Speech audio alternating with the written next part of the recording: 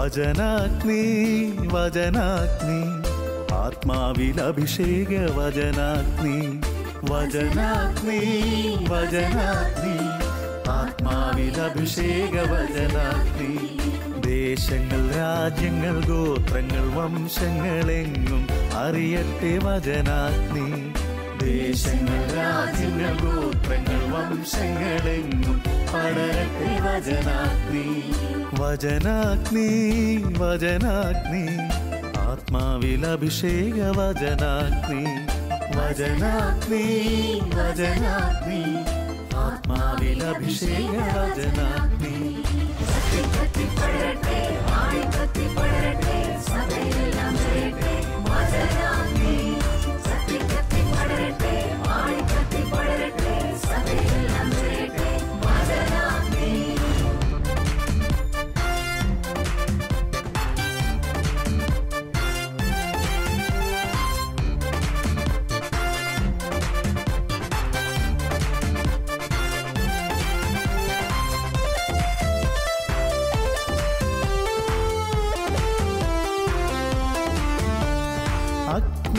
അയക്കുന്ന തിരുവചനം അത്ഭുതങ്ങൾ ഉളവാക്കും വചനം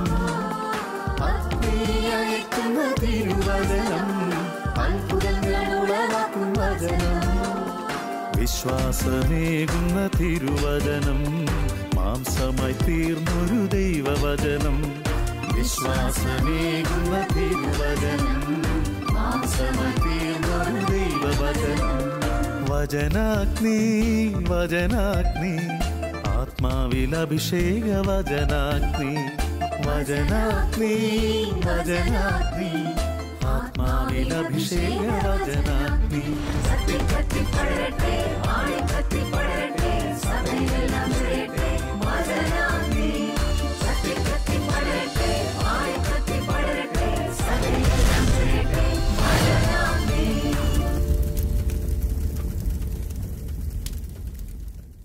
ഈശോ മിശിഹായിൽ അനുഗ്രഹീതരായ ശാലോ പ്രേക്ഷകർക്ക് തുവാനീസ ഒരുക്കുന്ന വചനാഗ്നി പ്രോഗ്രാമിലേക്ക് ഈശോയുടെ നാമത്തിൽ ഹൃദയമായ സ്വാഗതം. പ്രിയപ്പെട്ട ദൈവമക്കളെ, നമുക്കൊരു നിമിഷം കണ്ണുകളടച്ച് പ്രാർത്ഥിക്കാം. കർത്താവേ, നിന്നെ അങ്ങയുടെ പരിശുദ്ധാത്മാവിനെ ഞങ്ങൾക്ക് തരണം. ഉണർവോടെ വചനം കേൾക്കാൻ, അഭിഷേകത്തോടെ വചനമനുസരിച്ച് ജീവിക്കുവാൻ ഞങ്ങളെ ശക്തിപ്പെടുത്തും. മാമോദിസായിൽ ഞങ്ങൾ നിറഞ്ഞു നിൽക്കുന്ന പരിശുദ്ധാത്മാവ്, മറ്റു കുദാശകളിലൂടെ ഞങ്ങളെ ഉണർത്തുന്ന പരിശുദ്ധാത്മാവേ, അഭിഷേകമായി വരണമേ. വചനത്തിൽ നിറഞ്ഞു നിൽക്കുന്ന ആത്മാവേ, ആത്മാവും ജീവനുമായ വചനത്തിലൂടെ ഞങ്ങളിൽ അവിടുന്ന് പ്രവർത്തിക്കണമേ എന്ന് പ്രാർത്ഥിക്കുന്നു. സകല വിശുദ്ധരെയും മാലാഖമാരെ, പരിശുദ്ധ അമ്മയെ, പരിശുദ്ധാത്മാവിൻ്റെ പ്രിയ മണവാട്ടിയായ അമ്മയോട് ചേർന്ന് ഞങ്ങൾ പ്രാർത്ഥിക്കുന്നു. കൃപ നിറയാൻ അമ്മ പ്രാർത്ഥിക്കുന്നു. പിതാവുപുത്രൻ പരിശുദ്ധാത്മാവ് സർവേശ്വര എന്നേക്കും.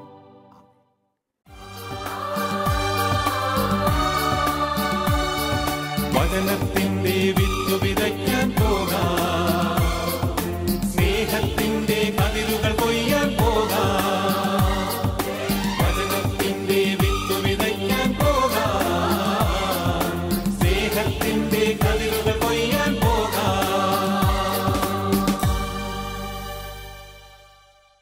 ഈശോയിൽ സ്നേഹമുള്ള സഹോദരി സഹോദരന്മാരെ, ഇന്ന് നമ്മൾ ചിന്തിക്കുന്ന വിഷയം പരിശുദ്ധാത്മാവിൻ്റെ പ്രവർത്തനത്തെക്കുറിച്ചാണ്. അപ്പോസ്തല പ്രവർത്തനം 1-ാം അധ്യായത്തിൻ്റെ 8-ാമത്തെ തിരുവചനത്തിൽ ഈശോ ശിഷ്യന്മാരോട് അരുളി ചെയ്തു, പരിശുദ്ധാത്മാവ് നിങ്ങളുടെ മേൽ വന്നു കഴിയുമ്പോൾ നിങ്ങൾ ശക്തി പ്രാപിക്കും. ശക്തിയില്ലാത്ത സാഹചര്യങ്ങളിൽ ശക്തിപ്പെടുത്തുന്നവനാണ് പരിശുദ്ധാത്മാവ്.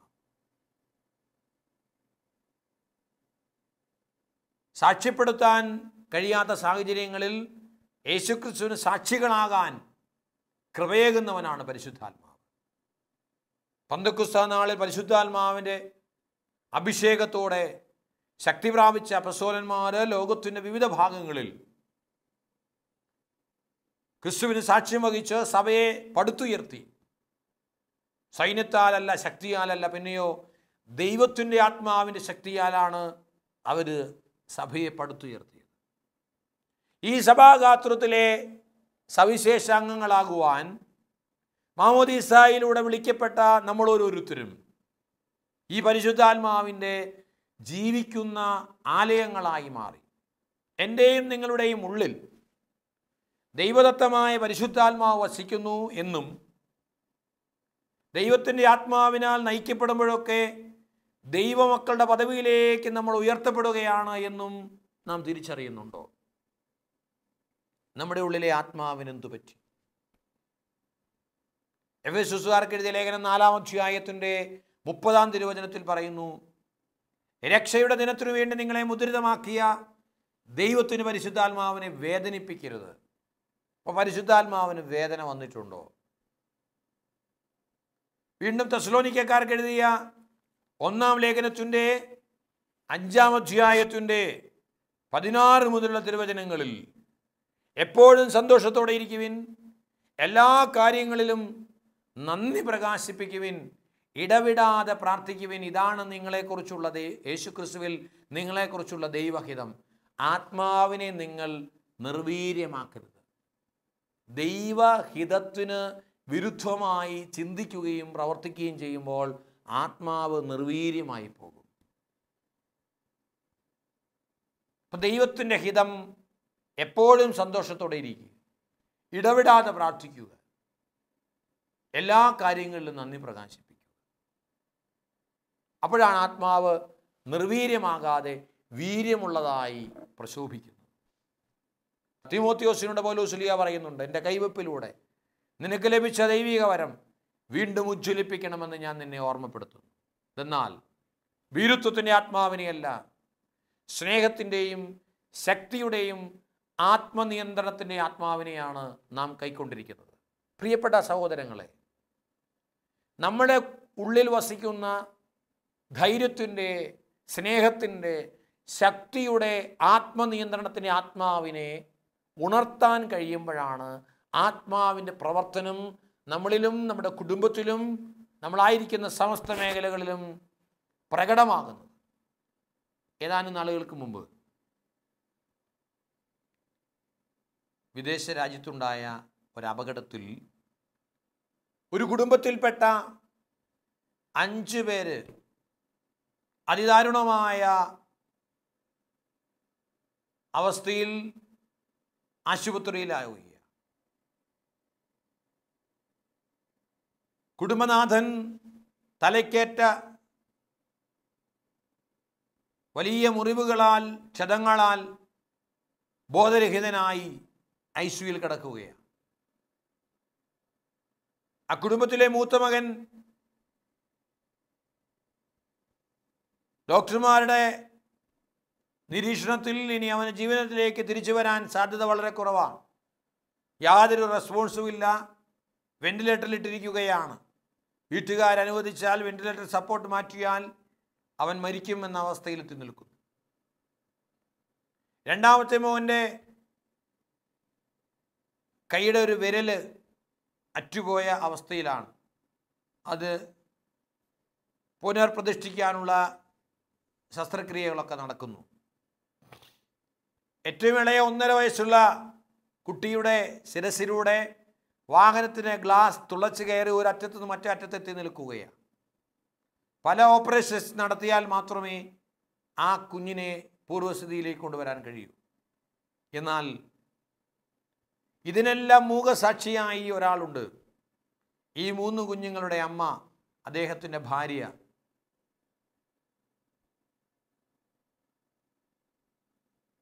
ഈ തൻ്റെ കുടുംബത്തിൽപ്പെട്ട തൻ്റെ പ്രിയപ്പെട്ട 3 കുഞ്ഞുങ്ങളുടെയും ഭർത്താവിൻ്റെയും അതിദാരുണമായ വേദനകൾക്ക് മുമ്പിൽ ഈ അമ്മ അടിപതറാതെ നിൽക്കുകയാണ്. ആരും സഹായിക്കാനില്ല. തൊട്ടടുത്ത ബന്ധുക്കളൊന്നും വിദേശത്തില്ല. സുഹൃത്തുക്കളും അകന്ന ബന്ധുക്കളുമൊക്കെ കേട്ടവർ ഓടി വരുന്നുണ്ട്. എന്തു ചെയ്യണമെന്ന് അറിയാതെ വിഷമിക്കുകയാണ്. ഭർത്താവുമായിട്ടൊന്ന് സംസാരിക്കാനോ ഭർത്താവിന് തന്നെ തിരിച്ചറിയാനോ ഒന്നും കഴിയാത്തൊരവസ്ഥ. അപ്പോൾ ഡോക്ടർമാർ പറഞ്ഞു, മൂത്ത മകൻ്റെ കാര്യത്തിൽ നിങ്ങൾക്ക് തീരുമാനമെടുക്കാം എന്ത് ചെയ്യണമെന്ന്. അപ്പോൾ ഈ അമ്മ വെന്റിലേറ്ററിൽ കിടക്കുന്ന തൻ്റെ പ്രിയപ്പെട്ട മകൻ്റെ പാദാന്തികത്തിൽ കണ്ണുനീരോടെ ഇരിക്കുകയാണ്. അവിടുന്ന് ഈ അമ്മ ഇപ്രകാരമാണ് പ്രാർത്ഥിച്ചത് എന്ന് പറയുകയുണ്ടായി. പരിശുദ്ധാത്മാവേ, എൻ്റെ കുഞ്ഞിന് ജീവൻ കൊടുക്കാൻ പരിശുദ്ധാത്മാവിന് ശക്തിയില്ലേ എന്ന് പരിശുദ്ധാത്മാവിനോട് ചോദിച്ചുകൊണ്ട് കരഞ്ഞു. ഈ അമ്മയുടെ കണ്ണിൽ നിന്ന് കണ്ണുനീർത്തുള്ളികൾ കുഞ്ഞിൻ്റെ പാദത്തിൽ വീണ മാത്രയിൽ അതുവരെ ആക്സിഡൻറ്റിന് ശേഷം അതുവരെയും യാതൊരു അനക്കവുമില്ലാതിരുന്ന കുഞ്ഞ് പെട്ടെന്നൊന്ന് ഞെട്ടി. അവൻ്റെ ആദ്യത്തെ റെസ്പോൺസ് ആയിരുന്നു. ഡോക്ടർമാർ പറഞ്ഞു, യെസ്, ഈ ഒരു തെറാപ്പി, ഈ സ്പിരിച്വൽ തെറാപ്പി മാത്രമേ പരീക്ഷിക്കാനുള്ളൂ. അതുകൊണ്ട് തന്നെ ഈ തെറാപ്പി ഫലം ചെയ്തേക്കാം. വൈദ്യശാസ്ത്രം കണ്ടുപിടിച്ചിട്ടുള്ള ഒരു തെറാപ്പിയും ഇവിടെ ഏൽക്കുന്നില്ല. ഒരു spiritual therapy, the therapy of the holy spirit, പരിശുദ്ധാത്മാവിൻ്റെ തെറാപ്പിക്ക് വേണ്ടി ഡോക്ടർമാർ ആ കുഞ്ഞിനെ വിട്ടുകൊടുക്കുകയാണ്. അമ്മയോട് പറഞ്ഞു, ഈ കുഞ്ഞിനോടൊപ്പം രാത്രി 9:30 വരെ ചിലവിട്ടുകൊള്ളുക. വെന്റിലേറ്റർ തന്നെ കുഞ്ഞിനെ കിടത്തിയിരിക്കുകയാണ്. ഈ അമ്മ, നമ്മുടെ വചനത്തിൽ ഞാൻ സൂചിപ്പിച്ചതുപോലെ, എപ്പോഴും സന്തോഷത്തോടെ ഇരിക്കുവിൻ, ഇടവിടാതെ പ്രാർത്ഥിക്കുവിൻ, എല്ലാ കാര്യങ്ങളിലും നന്ദി പ്രകാശിപ്പിക്കുവിൻ. ഇതാണ് യേശുക്രിസ്തുവിൽ നിങ്ങളെക്കുറിച്ചുള്ള ദൈവഹിതം എന്ന തിരിച്ചറിവിൽ തൻ്റെ മകൻ്റെ രോഗക്കിടക്കയ്ക്കിടയിൽ അരികിൽ ഇടവിടാതെ പ്രാർത്ഥിച്ചുകൊണ്ട് ദൈവത്തെ സ്തുതിച്ചുകൊണ്ട് ഓരോ ദിനങ്ങളും മുന്നോട്ട് നീക്കിയപ്പോൾ സാവധാനം പരിശുദ്ധാത്മാവ് വീര്യം വന്നു തുടങ്ങി. പരിശുദ്ധാത്മാവിന് ജ്വലനമുണ്ടായി തുടങ്ങി. ആ കുഞ്ഞ് അവന് കൊടുക്കുന്ന മരുന്നുകളോട് പ്രതികരിക്കാനും വെന്റിലേറ്ററിൻ്റെ സപ്പോർട്ട് മാറ്റാനും ഐസിയുവിലേക്ക് ഷിഫ്റ്റ് ചെയ്യപ്പെടാനും ഒക്കെ ഇടയായി. അത് കഴിഞ്ഞപ്പോൾ ഡോക്ടർമാർ പറഞ്ഞു, പരമാവധി സമയം ഈ കുഞ്ഞിനോടൊത്ത് ആയിരിക്കുവാൻ അമ്മയോട് ആവശ്യപ്പെട്ടു. അമ്മ തനിക്ക് ലഭിക്കുന്ന സമയം മുഴുവൻ ഈ കുഞ്ഞിനോടൊത്തായിരുന്നു കൊണ്ട് ഇപ്പോൾ അവനെ ജീവിതത്തിലേക്ക്, ജീവനിലേക്ക് തിരിച്ചു കൊണ്ടുവരാനുള്ള ദൈവത്തിൻ്റെ ഹിതത്തിനനുസരിച്ച് തന്നെ വിട്ടുകൊടുത്തുകൊണ്ട് പ്രാർത്ഥനയിലായിരിക്കുകയാണ്. നമുക്കും അവർക്ക് വേണ്ടി പ്രാർത്ഥിക്കാം. പ്രിയപ്പെട്ടവരെ, ഇവിടെ എന്താ സംഭവിച്ചത്? പരിശുദ്ധാത്മാവിനെ വിളിച്ചപ്പോൾ പരിശുദ്ധാത്മാവിൻ്റെ പ്രവർത്തനമുണ്ടായി. പരിശുദ്ധാത്മാവ് ജ്വലിക്കാൻ തുടങ്ങി. ആത്മാവിനെ നിർവീര്യമാക്കാതെ ആത്മാവിനെ ഉജ്ജ്വലിപ്പിക്കണമെന്ന് വചനം പറയുമ്പോൾ ജീവിതത്തിലെ വളരെ നിർണായകമായൊരു സാഹചര്യത്തിൽ എന്ത് ചെയ്യണമെന്നറിയാതെ പകച്ചു നിൽക്കുന്ന ഒരമ്മ ആരോടും ഒരു അഭിപ്രായം ചോദിക്കാൻ തൊട്ടടുത്ത ബന്ധുക്കളോ ആരുമില്ലാതിരിക്കുമ്പോൾ, തൻ്റെ ജീവിത പങ്കാളി പോലും ബോധരഹിതനായി കിടക്കുമ്പോൾ കാണാൻ കൊതിച്ചുണ്ടായ കുഞ്ഞിൻ്റെ ജീവിതത്തെക്കുറിച്ചൊരു തീരുമാനമെടുക്കേണ്ടി വരുന്ന സാഹചര്യത്തിൽ ആ അമ്മയ്ക്ക് ഉള്ളിൽ സൂക്ഷിച്ചിരുന്നൊരു വിശ്വാസത്തിൻ്റെ തരിയുണ്ടായിരുന്നത് കൊണ്ട് പരിശുദ്ധാത്മാവിനെ വിളിക്കാൻ, പരിശുദ്ധാത്മാവിൻ്റെ പ്രവർത്തനത്തിന് തന്നെയും തൻ്റെ കുടുംബത്തെയും വിട്ടുകൊടുക്കാൻ ഇടവന്നപ്പോൾ എന്ത് സംഭവിച്ചു? പരിശുദ്ധാത്മാവ് വന്നു കഴിയുമ്പോൾ നിങ്ങൾ ശക്തി പ്രാപിക്കും. വളരെ ശക്തിയോടെ, ധീരതയോടെയാണ് ആ അമ്മ ഇന്ന് നിലകൊള്ളുന്നത്. മാത്രമല്ല, ജെറൂസലേമിലും യൂദയ മുഴുവനിലും സമരിയായിലും ലോകത്തിൻ്റെ അതിർത്തികൾ വരെയും നിങ്ങൾ എനിക്ക് സാക്ഷികളായിരിക്കും. അനേകരുടെ മുമ്പിൽ തൻ്റെ ജീവിതത്തിൽ ദൈവം ചെയ്ത വലിയ കൃപയെ പ്രതി ഒരു സാക്ഷിയാകുവാൻ ഈശോ ആ മകൾക്ക് അനുഗ്രഹം കൊടുത്തു. എൻ്റെ പ്രിയപ്പെട്ട സഹോദരങ്ങളെ, ഈ വചനം കേൾക്കുമ്പോൾ, ഈ അനുഭവം കേൾക്കുമ്പോൾ എൻ്റെയും നിങ്ങളുടെയും ജീവിതത്തിൽ നമുക്ക് ഈ പരിശുദ്ധാത്മാവിൻ്റെ പ്രവർത്തനം അനുഭവിച്ചറിയാൻ കഴിയുന്നുണ്ടോ? പെന്തക്കോസ്ത് നാളിൽ തീനാവുകളുടെ രൂപത്തിൽ ഇറങ്ങി വന്ന പരിശുദ്ധാത്മാവ് മാമോദീസായിൽ നമ്മുടെ ഓരോരുത്തരുടെയും ഉള്ളിൽ നിറസാന്നിധ്യമായി ത്രിത്വൈക ദൈവത്തിൻ്റെ കൂടാരമായി നമ്മുടെ ശരീരങ്ങളെ മാറ്റിയിട്ടുണ്ട്. പിന്നെ എന്തു സംഭവിക്കുന്നു? പൗലോസ് അപ്പോസ്തലൻ റോമാക്കാർക്ക് എഴുതിയ ലേഖനത്തിൻ്റെ 8-ാമത്തെ അധ്യായത്തിൽ പറയുന്നുണ്ട്, ജഡിക താല്പര്യങ്ങളിൽ മുഴുകിയിരിക്കുന്ന മനസ്സ് ദൈവത്തിൻ്റെ ശത്രുവാണ്. അപ്പം ജഡികമായ താല്പര്യങ്ങൾ നമ്മളെ കീഴ്പ്പെടുത്തുമ്പോൾ ജഡികമായി ജീവിക്കുന്നവർ ജഡിക കാര്യങ്ങളിൽ മനസ്സ് വയ്ക്കുന്നു. ആത്മീയമായി ജീവിക്കുന്നവരാകട്ടെ ആത്മീയ കാര്യങ്ങളിലും. അപ്പം നമ്മുടെ മനസ്സ് എങ്ങോട്ടാണ് ചാഞ്ഞിരിക്കുന്നത്? ആത്മീയ കാര്യങ്ങളിൽ മനസ്സ് വയ്ക്കുമ്പോഴാണ് നമ്മൾ ആത്മീയ മനുഷ്യരാകുന്നത്. ജഡിക താല്പര്യങ്ങളിൽ മനസ്സ് വയ്ക്കുമ്പോൾ നാം ജഡികരാവുകയാണ്. ഇപ്പം ജഡത്തിൻ്റെ താല്പര്യങ്ങളും ആത്മാവിൻ്റെ താല്പര്യങ്ങളും തമ്മിൽ പരസ്പരം എതിർക്കുമ്പോൾ ആഗ്രഹിക്കുന്ന ഒന്നും ചെയ്യാൻ പറ്റാത്ത വിധത്തിൽ ഇച്ഛിക്കുന്ന നന്മയേക്കാൾ ഇച്ഛിക്കാത്ത തിന്മ ചെയ്യുന്ന അവസ്ഥയിലേക്ക് നമ്മൾ അധപതിച്ചു പോകും. അവിടെയാണ് നമ്മൾ ആത്മശോധന ചെയ്യേണ്ടത്. എൻ്റെ ജീവിതത്തിൽ, എൻ്റെ കുടുംബത്തിൽ ദൈവത്തിൻ്റെ ആത്മാവിൻ്റെ പ്രവർത്തനം നടക്കണമെങ്കിൽ ഞാൻ ആത്മീയ കാര്യങ്ങളിൽ മനസ്സ് വയ്ക്കുന്ന വ്യക്തിയാവണം. എൻ്റെ കുടുംബം ആത്മീയ കാര്യങ്ങളിൽ മനസ്സുറപ്പിച്ച ഒരു കുടുംബമാകണം. കുടുംബ പ്രാർത്ഥനയോടുള്ള എൻ്റെ മനോഭാവം, അനുദിന വിശുദ്ധ ബലിയോടുള്ള എൻ്റെ മനോഭാവം, അടുക്കലടുക്കലുള്ള കുംഭസാരം എന്ന കൂദാശ സ്വീകരിക്കുന്നതിനോടുള്ള എൻ്റെ മനോഭാവം, ദൈവത്തിൻ്റെ വചനത്തോടും വചന ശുശ്രൂഷയോടുമുള്ള എൻ്റെ ആഭിമുഖ്യം, ഇതൊക്കെയാണ് ആത്മീയ കാര്യങ്ങൾ. കാണപ്പെടുന്ന സഹോദരങ്ങളിൽ കർത്താവിനെ കണ്ടുകൊണ്ട് അവർക്ക് വേണ്ടി കഴിയുന്ന വിധത്തിലൊക്കെ സഹായം ചെയ്യാനുള്ള മനസ്സ്, ഇത് ആത്മീയമായ താല്പര്യമാണ്. ഈ ലോകത്തിൽ സമ്പന്നനാകാതെ, തനിക്ക് വേണ്ടി തന്നെ സമ്പത്ത് കൂട്ടിവെക്കാതെ പങ്കുവയ്ക്കുന്നതിലൂടെ സ്വർഗത്തിൽ നിക്ഷേപം കരുതി വയ്ക്കാൻ മനസ്സ് കാണിക്കുന്നവനാണ് ആത്മീയ കാര്യങ്ങളിൽ താല്പര്യമുള്ളവൻ. ഒടുങ്ങാത്ത നിക്ഷേപം സ്വർഗത്തിൽ കരുതി വയ്ക്കാൻ, ഈ ചെറിയവരിൽ ഒരുവൻ പോലും നശിച്ചു പോകാൻ എൻ്റെ സ്വർഗസ്വനായ പിതാവ് ഇഷ്ടപ്പെടുന്നില്ല എന്നുള്ള തിരിച്ചറിവോടുകൂടി ആ വചനത്തെ ധ്യാനിച്ചുകൊണ്ട് നശിച്ചു പോകുന്ന ആത്മാക്കൾക്ക് വേണ്ടി ത്യാഗമെടുത്ത് പ്രാർത്ഥിക്കാൻ, തീഷ്ണതയിൽ മാന്യം കൂടാതെ ആത്മാവിൽ ജ്വലിക്കുന്നവനായി കർത്താവിനെ ശുശ്രൂഷിക്കാൻ നമുക്ക് കഴിയുന്നുണ്ടോ? അവിടെയാണ് തീഷ്ണതയിൽ മാന്യം കൂടാതെ ആത്മാവ് ജ്വലിക്കുമ്പോൾ കർത്താവിന് വേണ്ടിയുള്ള ശുശ്രൂഷകൾ ഉണ്ടാവുന്നത്. നശിച്ചു പോകുന്ന ആത്മാക്കളെക്കുറിച്ചുള്ളൊരു ഭാരം, നഷ്ടപ്പെട്ടു പോകുന്ന ആത്മാക്കൾക്ക് വേണ്ടിയുള്ള ഒരു ദാഹം അതെൻ്റെ മനസ്സിലുണ്ടോ? ആര് എന്നാണ് ചെയ്യട്ടെ, എനിക്കെൻ്റെ കാര്യം.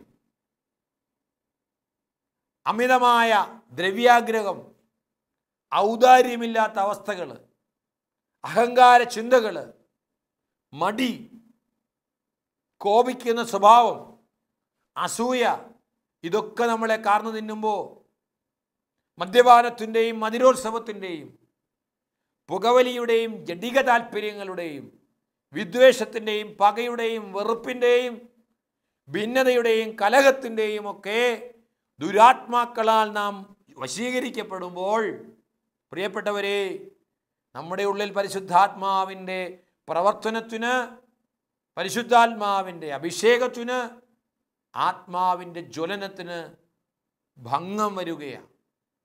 നിങ്ങൾ കണ്ടു, തൻ്റെ കുടുംബത്തിനു വേണ്ടി കണ്ണുനീരോടെ അമ്മ പ്രാർത്ഥിച്ചപ്പോൾ, പരിശുദ്ധാത്മാവേ എൻ്റെ കുഞ്ഞിന് ജീവൻ തരാനാവില്ലേ എന്ന് ഒരമ്മ നെടുവീർപ്പോടെ ചോദിച്ചപ്പോൾ അമ്മയുടെ കണ്ണുനീര് വീണ ആ കുഞ്ഞിൻ്റെ ശരീരത്തിൽ ആത്മാവിൻ്റെ തുടിപ്പുണ്ടാവുകയാണ്. അവൻ ജീവനിലേക്ക് തിരിച്ചു വരികയാണ്.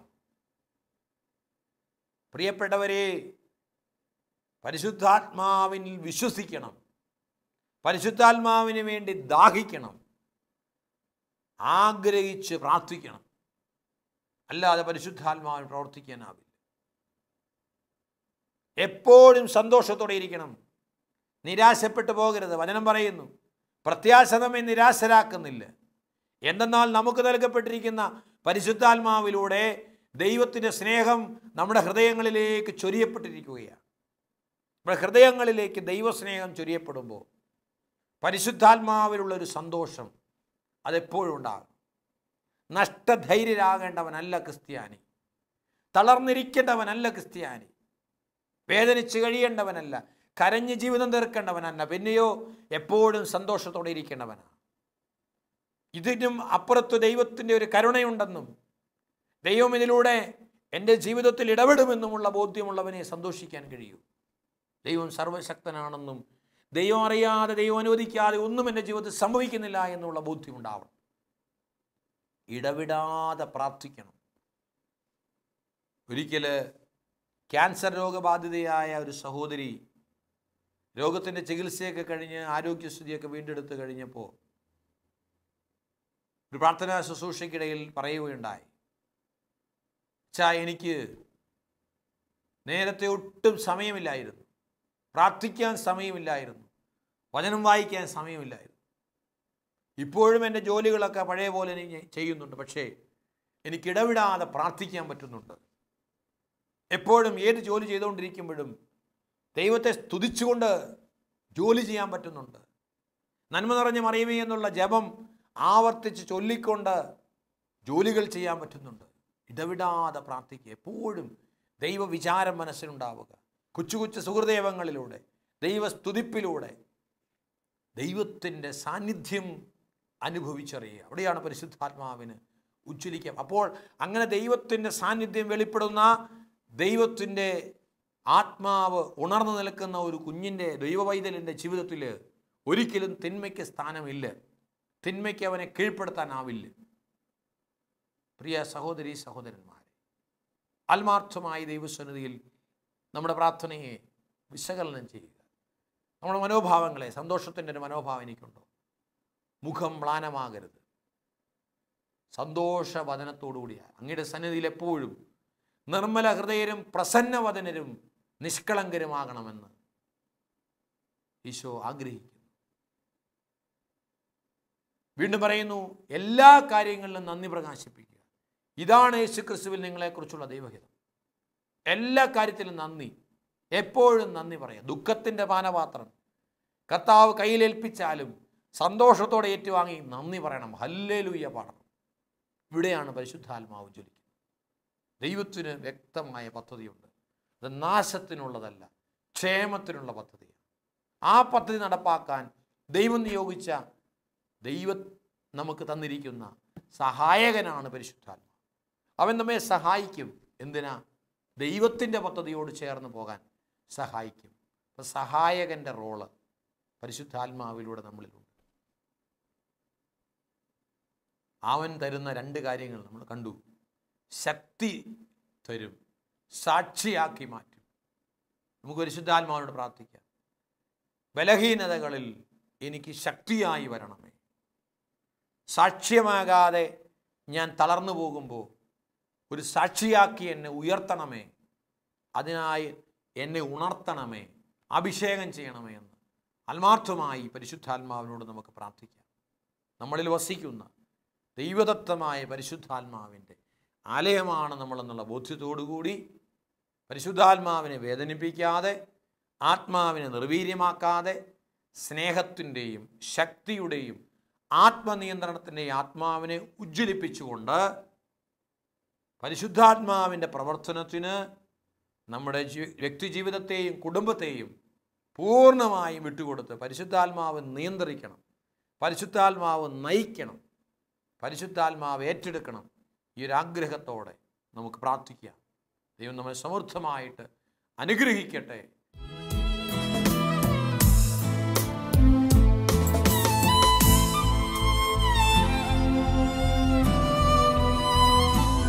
ക്രൂശിൽ കണ്ടു ഞാൻ നിൻ സ്നേഹത്തെ, ആഴമാർന്ന നിൻ മഹത്യാഗത്തെ.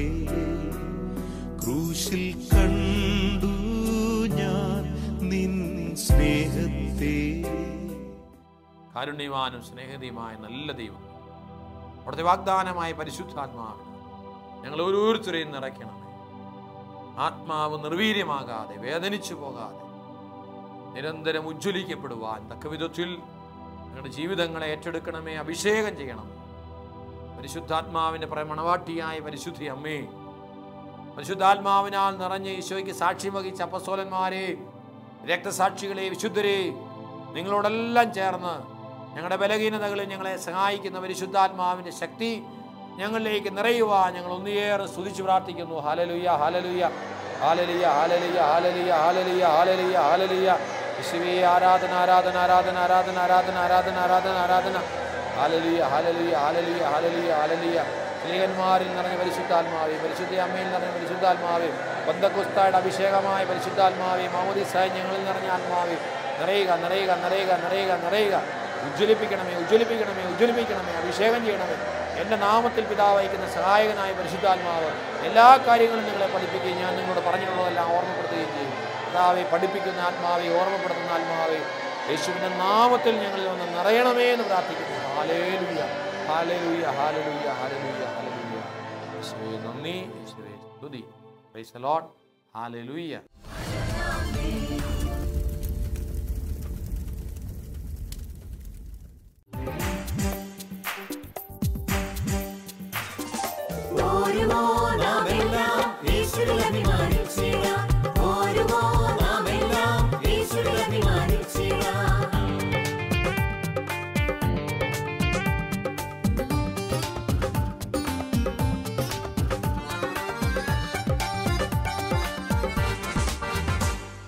നമ്മുടെ നാഥൻ ഒലിവമലയിൽ